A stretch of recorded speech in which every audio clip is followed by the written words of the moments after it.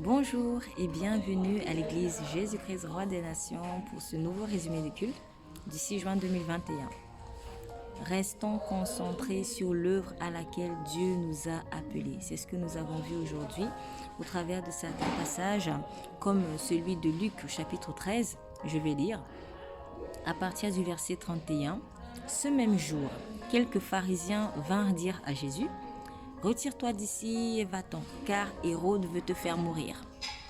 Et il leur dit: Allez et dites à ce renard: Voici, je chasse les démons et j'achève de faire des guérisons aujourd'hui et demain, et le troisième jour, je finis. Cependant, il me faut marcher aujourd'hui, demain et le jour suivant, parce qu'il n'arrive point qu'un prophète meure hors de Jérusalem. Jésus-Christ avait dit dans le chapitre 4, Luc toujours, ceci: L'Esprit du Seigneur est sur moi, parce qu'il m'a oint pour annoncer une bonne nouvelle aux pauvres. Il m'a envoyé pour guérir ceux qui ont le cœur brisé, pour proclamer aux captifs la délivrance et aux aveugles le recouvrement de la vue, pour renvoyer libres les opprimés. Jésus savait très bien quelle était sa mission. Et il savait très bien qu'au bout de cette mission, il devrait mourir et ressusciter le troisième jour. Mais voilà que, une nouvelle fois, le diable a essayé d'utiliser l'intimidation pour le défocaliser de sa mission. Souvent, le diable va utiliser des intimidations, des menaces, des moqueries pour essayer de nous distraire, pour nous défocaliser du but. Pécher ne signifie pas seulement mentir, voler, commettre l'impudicité, tout ce que vous voulez. En tout cas, ce qui paraît visible et ce qui semble faire mal à autrui. Mais pécher, c'est louper le coach. C'est ça en fait le sens étymologique de péché. Donc louper le coach, c'est rater sa cible. Je vous donne un peu l'image du jeu des fléchettes qui consiste à tirer sur une cible bien précise. Donc lorsque je n'ai pas réussi à atteindre ma cible de façon précise, alors j'ai péché. Ce qui veut dire que lorsque par exemple je ne suis pas à ma place, j'ai déjà péché. Car le fait de ne pas être à sa place va ouvrir des portes à des choses qui ne sont pas bonnes. Donc il ne faudrait pas louper le coach que Dieu m'a donné. Mais quel est le coach que Dieu t'a donné? Donc c'est la première étape. Quelle est la mission à laquelle Dieu t'a assigné? Lorsque tu es né, quel est le but de ta vie? Il faut le connaître.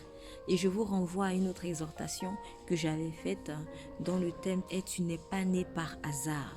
Jésus n'est pas venu sur terre par hasard. Je ne suis pas venu sur terre par hasard. Vous n'êtes pas venu sur terre par hasard. Mais quel est le sens de votre vie?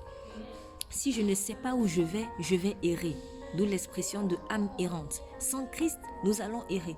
Nous allons essayer de combler le vide de notre vie par plusieurs choses, par des amis, par la famille, par le travail, par le sport, par plein de distractions que vous voulez. Mais nous n'allons pas atteindre le but réel de notre vie et on le ressent lorsque nous sommes à la porte de la mort. Parce qu'à la porte de la mort, on réalise que, mais en fait, quel a été le sens de ma vie? On se rend compte que finalement, ce ne sont pas les diplômes qu'on a accumulés, ce n'est pas l'argent qu'on a amassé dans le compte bancaire, ce n'est pas la famille qu'on a agrandie, etc. Mais que ce sens-là est bien plus profond que cela. Et c'est pour cela que souvent, à la porte de la mort, quand on n'a pas le Saint-Esprit, on a peur en fait. On est apeuré.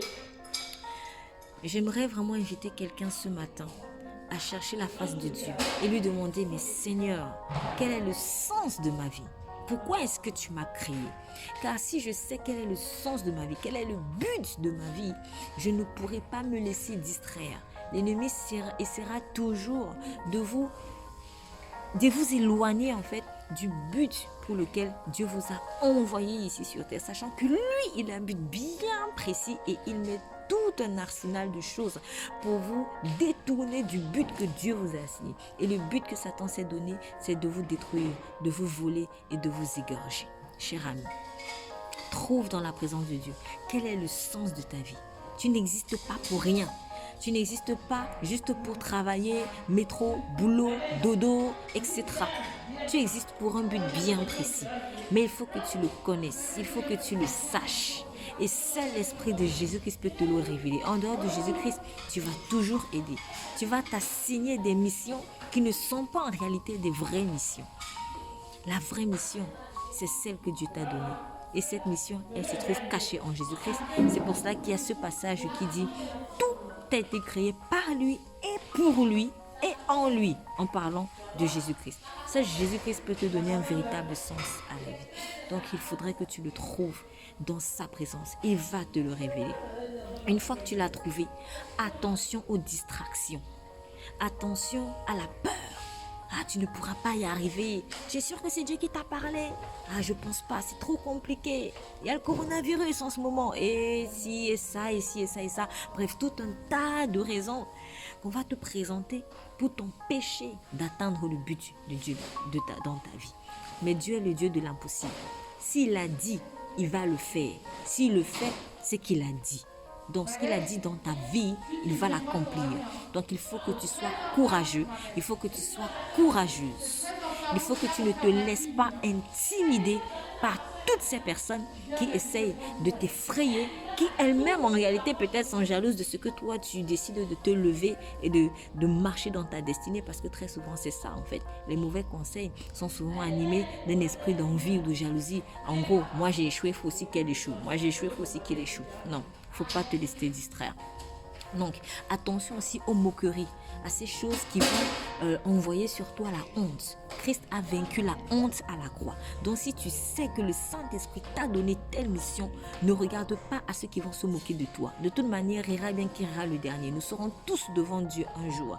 Et il demandera alors, mon fils, ma fille, je t'ai donné tel talent. Comment est-ce que tu les as multipliés? Est-ce que tu les as multipliés? Eh bien, on ne dira pas à Dieu, Seigneur, Jacques, Jean, Robert, XY, s'est moqué de moi ou m'a insulté. Non, laissez parler les gens. Vous remarquez, allez droit au but et ne vous laissez pas déconcentrer. Une autre tactique en fait de déconcentration, c'est envier des choses qui ne sont pas forcément pour nous. Donc des choses qui peuvent même être très spirituelles. Ah, allons à tel concert, c'est un concert d'adoration. Sauf qu'au moment où tu dois aller au concert d'adoration, Dieu t'a dit tu dois être à tel endroit pour évangéliser. Ah, allons à l'église telle, là-bas il y a telle chose. Mais sauf qu'au moment où tu vas visiter l'église telle, peut-être dans ton église locale, on a quelque chose aussi de précis à te dire. Et je peux aussi dire l'inverse. Peut-être que exceptionnellement, à un moment donné, Dieu peut te dire tiens, va visiter telle église. Et là, tu te dis non, et il faut pas que je parte, peut-être que c'est pas Dieu, c'est pour me déconcentrer. Non, Dieu n'est pas un Dieu de sectaire. Oui, il peut te mettre dans une église locale, mais il peut arriver aussi que, exceptionnellement, le Saint-Esprit te dise va rendre visite dans telle église à tel moment, parce que à ce moment précis, j'ai quelque chose de précis pour toi. Et ça restera normalement exceptionnel, ponctuel. Sinon, à un moment donné, tu ne sauras plus quelle est vraiment ta place. Dieu, ce n'est pas non plus un Dieu de désordre. Donc, il y a un équilibre à avoir. Ne pas être sectaire, c'est-à-dire je ne sors jamais de là où je suis, alors qu'à un moment précis, Dieu te dit sors et puis tu reviendras. Et attention aussi à l'esprit d'égarement qui est freestyle. Je vais à gauche, à droite et finalement, je n'ai même pas d'église locale précise. En Christ, il n'y a pas d'électron libre. Si tu es venu à Christ, il t'a placé quelque part. Et dans cet endroit, l'Esprit de Dieu doit être vivant. S'il n'y a pas l'Esprit de Dieu qui est vivant dans l'église ou dans la communauté où Dieu t'a emmené, il faut te poser des questions. Parce que Dieu n'a pas envie de perdre du temps avec toi. Il revient bientôt. Et Christ n'est pas mort pour que là où il te place, ce soit la mort. Il t'a justement sorti de la mort. Donc, attention aussi à cette forme de distraction-là qui consiste à « je ne suis pas à ma place ». Même si c'est quelque chose qui paraît spirituel. Donc vraiment, j'aimerais prier ce matin pour quelqu'un qui peut-être se pose des questions par rapport à des choix qu'il doit faire. Il ne sait pas si c'est Dieu qui lui parle, il ne sait pas si c'est la bonne voie. Nous allons prier ensemble et je souhaite vraiment que, après cette prière, que vous receviez la paix de Dieu et la conviction de ce que vous devrez faire. Père, au nom puissant de Jésus, je te remercie vraiment de venir éclairer une personne qui est dubitative par rapport à des choix de vie, par rapport à sa place précise.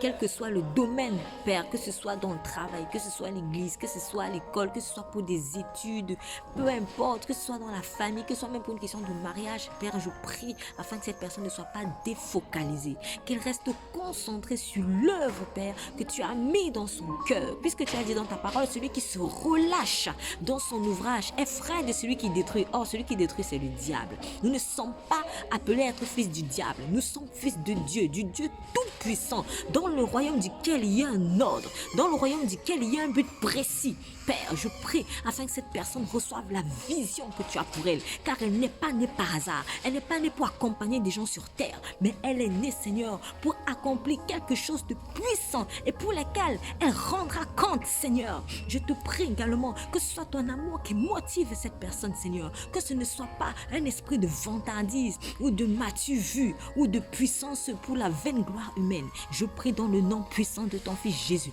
que seul ton amour, Seigneur, conduise, motive cette personne pour faire l'œuvre à laquelle tu l'as appelée. Au nom puissant de Jésus, je me lève contre toute forme d'intimidation, de moquerie dans la vie de cette personne. J'envoie ton feu, Père, sur toute forme de distraction maintenant. Et je prie, Seigneur, que cette personne se lève et confesse cette parole. Je ne marche pas dans la folie, je marche dans la sagesse, je marche dans le focus que mon Père m'a donné. Père, qu'elle puisse dire, Dieu m'a appelé à faire ceci, je ferai uniquement ceci. Dieu m'a appelé à faire cela, je ferai uniquement cela. Je prie également, Seigneur, pour toute forme de sectarisme. Si tu appelles quelqu'un, Seigneur, ponctuellement, exceptionnellement, allez voir en dehors de l'endroit où elle est habituellement placée, qu'elle puisse être souple avec ton esprit, qu'elle soit réceptive et qu'elle ne soit pas dans la peur, Seigneur, car la peur ne vient pas de Dieu. Père, que toute forme de sectarisme dans la vie de cette personne soit bannie maintenant au nom puissant de Jésus. Père, tu es un Père bon et tout ce que tu nous dis, tout ce que tu fais pour nous, c'est pour notre croissance. Je prie, Seigneur, afin qu'au travers de cette parole, que quelqu'un puisse, Seigneur, faire un bond dans sa foi, que quelqu'un puisse recevoir l'éclairage dont il a tant besoin, que toute la gloire te soit rendue. Dans le nom puissant de Jésus-Christ, je prie. Amen, amen, amen. Vous êtes bénis.